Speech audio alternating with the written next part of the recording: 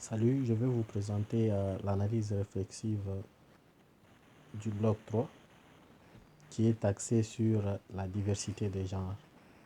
Alors, bien avant que je ne commence à répondre aux questions qui nous ont été posées par notre professeur, je voudrais tout d'abord vous montrer le tableau des ressources qui a été pourvu par le gouvernement canadien afin de donner beaucoup plus de ressources à différents organismes.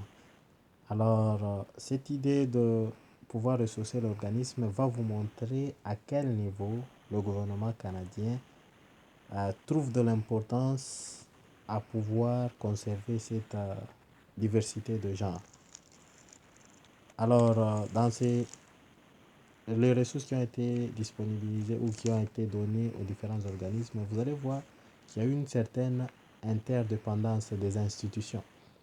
Et cette indépendance des institutions finit par débaucher ou finit par se jeter, à finir leur course. Cette indépendance finit sa course dans les conseils scolaires, tout en considérant que l'éducation est la meilleure et la clé du développement. Donc, je vous invite à regarder la pièce jointe qui sera mise en annexe dans ma présentation et puis à poursuivre aussi la séance des questions-réponses. Donc, je vais commencer par la séance des questions-réponses. La première question était: comment peux-tu représenter les enjeux liés à la diversité de genre et d'orientation sexuelle? Alors, ma réponse est celle-ci. En se référant au travail de Michael Bernier, novembre 2011, je dirais qu'il faut encourager l'enseignement des valeurs morales, dites aussi valeurs démocratiques, qui prônent l'ouverture à l'autre et l'amélioration des relations interpersonnelles. Quand on parle de relations interpersonnelles, on sous-entend le vivre ensemble par l'appréciation de la diversité humaine. Alors, deuxième question. Quelles sont les réflexions par rapport à l'inclusion de la diversité de genre et d'orientation sexuelle? Explique les idées en te référant au chapeau de Bourneau et faites-le à l'aide d'un exemple. Ma réponse est celle-ci. Ma réflexion sur l'inclusion de la diversité des genres et l'acceptation de la diversité humaine telle qu'elle se présente, et c'est ce qui crée même la richesse de la société. Alors, je soutiens toujours cette modèle de voir les choses par un des principes qui me permet d'habiller mon chapeau de Bono positivement en disant ceci: il n'y a rien à gagner en perpétrant une pensée qui tend à améliorer ou à sous-estimer ou à exclure une portion de la population. Donc, c'est comme dans des exemples où on trouve que les êtres humains, moi je considère toujours que devenir homosexuel, c'est un choix de la vie de quelqu'un qu'il faudrait bien respecter. Comme on respecte aussi le choix des autres, tout comme mon choix. Ce que je porte moi comme chapeau, c'est le jugement sur une catégorie de la population. Je préfère mieux soutenir la personne dans la décision qu'il prend plutôt que de les juger. Exemple d'un jugement de la personne, par exemple dire que non, telle personne est homosexuelle, il n'aura pas la possibilité d'avoir des enfants, il sera incapable d'être appelé un bon parent, il sera, ça moi je ne préfère pas le dire. Alors, la troisième question: comment pourras-tu consciemment ou inconsciemment contribuer à l'exclusion de la diversité de genre et d'orientation sexuelle dans ton relation avec les proches, dans la salle de classe et à quoi seras-tu attentif?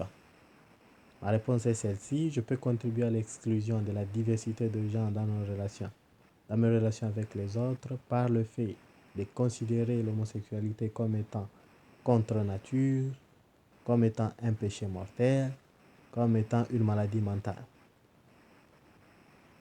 Comme considérer les homosexuels comme étant incapables d'être de bons parents. Ça, ce sont les éléments qui, dans mes discours ou dans mes approches avec les gens, pourront les exclure de mon entourage. Et dans la salle de classe, je dirais le fait d'émettre des propos du genre. Quand tu es un enseignant et que tu émets les propos du genre, les enfants des familles homoparentales risquent de développer davantage des problèmes sociaux et comportementaux que les autres enfants. Les enfants des familles homoparentales ont plus de difficultés dans les relations sociales. On doit aussi être attentif à quoi fera-t-il, à quoi dois-je être attentif? Je dirais je serai attentif à l'utilisation de mes langages et à la façon dont nous traitons avec les autres.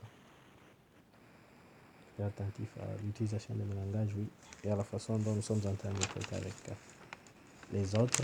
La quatrième question. Que pourras-tu faire concrètement dans ton milieu, à l'école et la salle de classe pour favoriser l'inclusion de la diversité de genre? Lui, ça aide d'un exemple. Et qu'est-ce qui pourrait être fait par le conseil scolaire pour soutenir le travail fait dans nos écoles? Pour moi, je dirais, je peux cultiver ou créer un climat de tolérance et d'acceptation de cette diversité dans mon entourage. En faisant quoi? Exemple, en faisant ressortir au travers des petits exemples la richesse de la diversité. Ça, c'est la première des choses. Et puis, en donnant toujours des petits exemples, le deuxième point, le respect et l'ouverture de la diversité sexuelle dans mon entourage. Je dois prôner ce respect et l'ouverture de ça. Exemple, en inculquant les valeurs de tolérance, d'ouverture et de respect. Éviter de harceler. Initier des projets qui poussent les gens à éviter des harcèlements et des agressions physiques et verbales. Et aussi créer une structure ou créer des règles qui pourront éviter aux élèves l'utilisation des mauvais prénoms envers le groupe d'élèves qui se déclarent ou la catégorie d'élèves qui se déclarent homo. Alors, qu'est-ce que l'école pourra faire? À l'école, on pourra organiser des séances dans lesquelles on donne de l'importance en laissant les élèves l'importance de la diversité de genre, en laissant les élèves choisir qui ils veulent devenir dans leur vie future. Et aussi organiser des séances dans lesquelles on encourage l'élève à se définir et à s'assumer. Exemple, initier une politique qui permet aux uns et aux autres de se définir sans qu'il y ait harcèlement du groupe minoritaire. Alors, en salle de classe, qu'est-ce qui pourrait être fait? En salle de classe, je pourrais initier le respect de la manière dont les élèves préfèrent s'identifier, sans poser trop de questions qui pourront mettre les élèves mal à l'aise. Par exemple, si l'élève est un garçon, mais il préfère s'identifier comme étant en pronom elle, je préfère mieux respecter son choix que de poser trop de questions. Toi, tu es il, comment doit-on te représenter par elle? Ça, c'est pas quelque chose qui me concerne. Et qu'est-ce que le conseil scolaire pourra faire? Moi, je pense que le conseil scolaire pourra faciliter, par exemple, un des exemples que j'ai choisi, la création des toilettes où les bisexuels peuvent entrer pour ne pas être traités, pour ne pas être taxés de tous les mots. Par exemple, violeur ou être agressé peut-être verbalement. Parce que nous donnons toujours l'exemple de les lieux qui sont considérés comme étant les lieux sexuels. Donc nous avons les vestiaires, les toilettes. Ces lieux peuvent être des sources de problèmes pour les jeunes transgenres. Alors la division scolaire ou le conseil scolaire pourrait bien y réfléchir et trouver des solutions adéquates par rapport à ces questions. Merci beaucoup de m'avoir écouté et bonne suite de la journée. Au revoir.